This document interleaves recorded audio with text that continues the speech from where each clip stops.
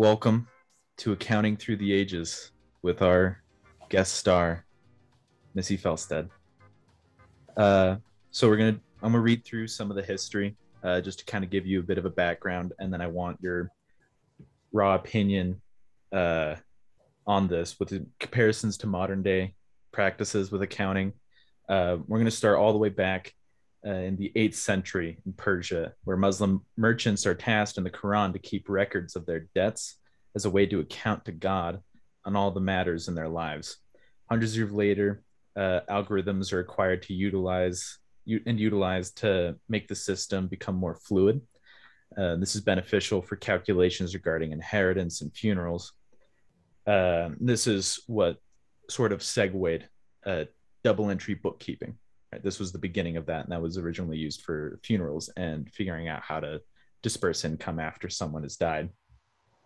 This created a bunch of really commonplace verbs and terms that we use in accounting, debits and credits being one of them, and real accounts and nominal accounts. The use of debits and credits in the algebra paved the way for modern algebra being used in wealth accounting. Also, Europeans translated algebra to algebra, which is where that came from as well. So the first question I have for you, in the 8th century Persia, they used double entry bookkeeping as a way to keep tabs on their materials, as a way to stay in check with all accounts to God. In a similar way, how can the modern merchant, either as an entrepreneur or a small business owner, use the same accounting principles in their modern practices, where it's basically just keeping track? Like what's the modern comparison to that, what they were doing back then? It's a great question, Caden. Very similarly to what they did then, and even throughout the Renaissance, the idea of double entry accounting is still used today. I use it every single day of my life. I'm a CPA, and it's something that we use in reporting financial statements, either to shareholders or to owners, depending on how the business is structured. So there's beauty in double entry accounting in that there always has to be a check and balance, always. And if it doesn't balance out, something is wrong. And there's ways to be able to present your financial statements so that you know there's fair accounting practices that we all agree to. According to GAAP, right, generally accepted accounting principles, we all have agreements on how we're going to do things. So an entrepreneur, a business owner, a shareholder can rely on those generally accepted accounting principles, along with the debits and credits and the double entry, to rely on the way that those books. Oh.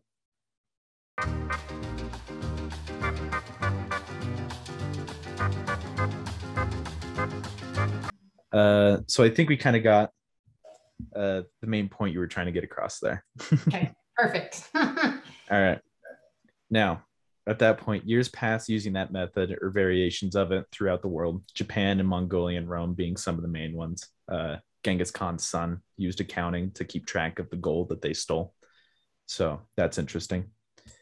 And it's always been a system of balances and bookkeeping, of double entries and credits and debits, no matter where you were. And at that same time, we have to take into consideration a couple different things as we go into the Renaissance. Now, the Renaissance is where bookkeeping really took off, especially when it came to wealth accounting. Rather than having it just be about divvying out income to loved ones when someone passes, now it's more about calculating the amount of income a person makes, a merchant makes, or a very rich person. And at this time, the richest people were in Rome, using a system called the paterfamilias, where it's the head of the household, per se. They would adopt children into their families for them to be successful so that they could make more money. Now, that's how a lot of people made money. And at this time, that was a lot of accounting principles. They used double entry bookkeeping in that as well. And with that, all of these systems of commerce function off of very few rich individuals. And once we get into the paterfamilias and these schools of trade, all these individuals of the schools of trade only take on a few students. So it makes their trade much more expensive. And so only the truly rich can afford these extravagant displays of their different gods that they had at the time. Some very common ones were Priapus, Venus, some of the more common Roman gods. And at the time, purchasing artwork in Rome, what practices regarding purchasing artwork for those purposes of showing your dedication to God or flexing how much money you have? What's a modern perspective, if you have one, or a modern comparison to purchasing artwork for those reasons be within accounting?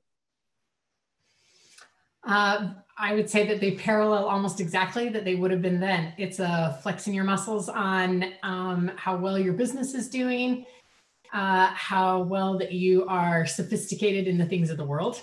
So I think it's a very common, it translates almost exactly into what we do today. It's one-to-one.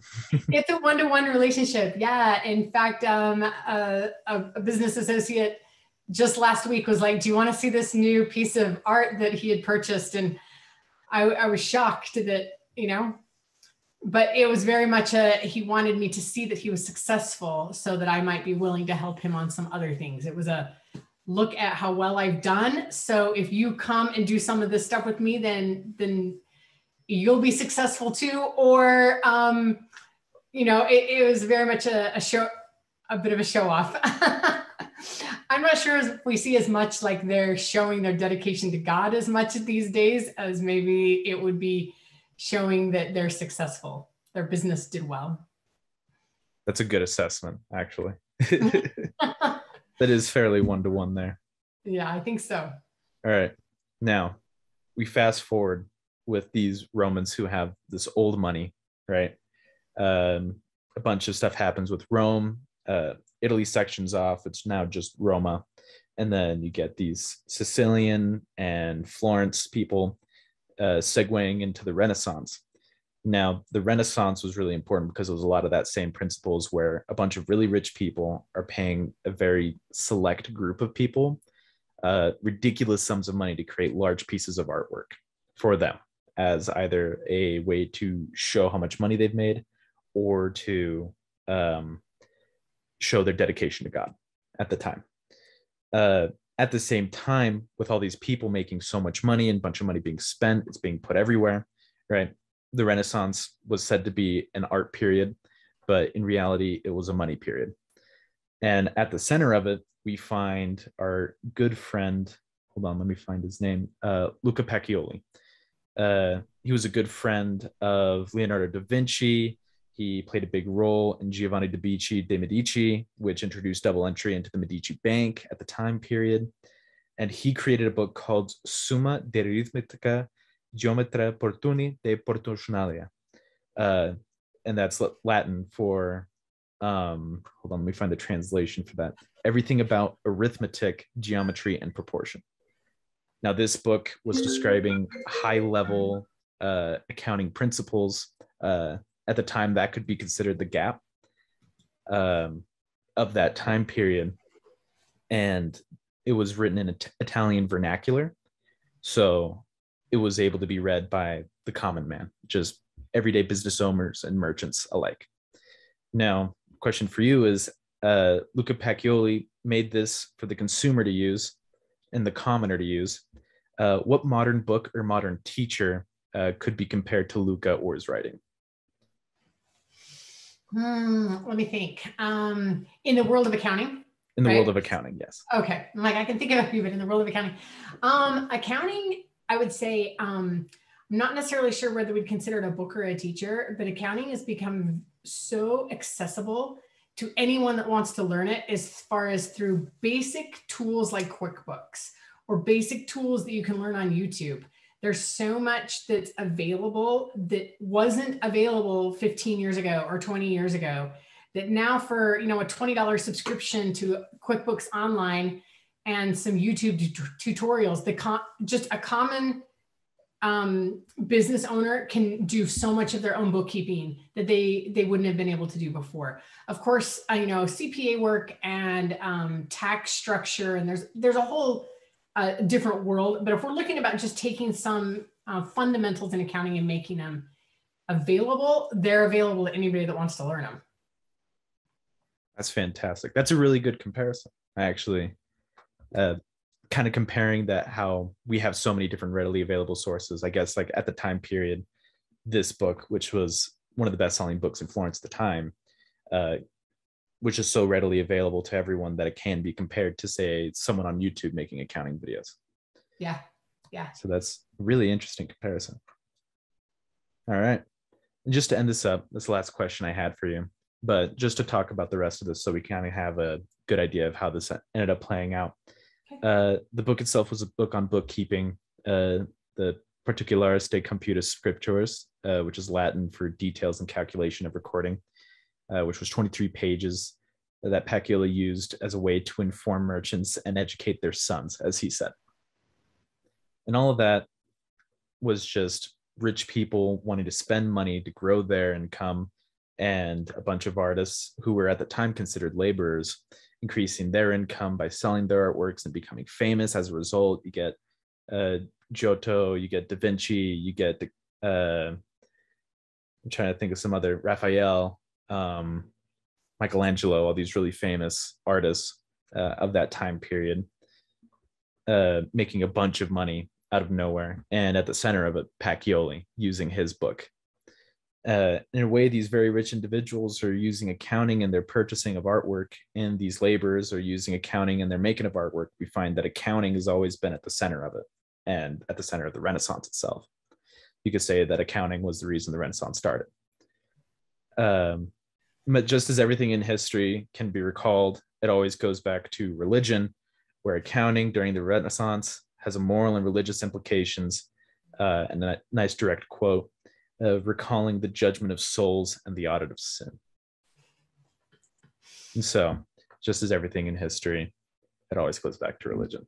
But anyways, this was wonderful. Thank you so much, Missy, for coming and discussing this with me. It was wonderful and greatly insightful. There were a couple of things that I had an idea of what you'd say during this, but I can feel enlightened because a lot of it was stuff I couldn't have predicted. Well, there you have it. Anytime. Nice job. All right. Thank you so much. And you have a fantastic day. You bet. You as well.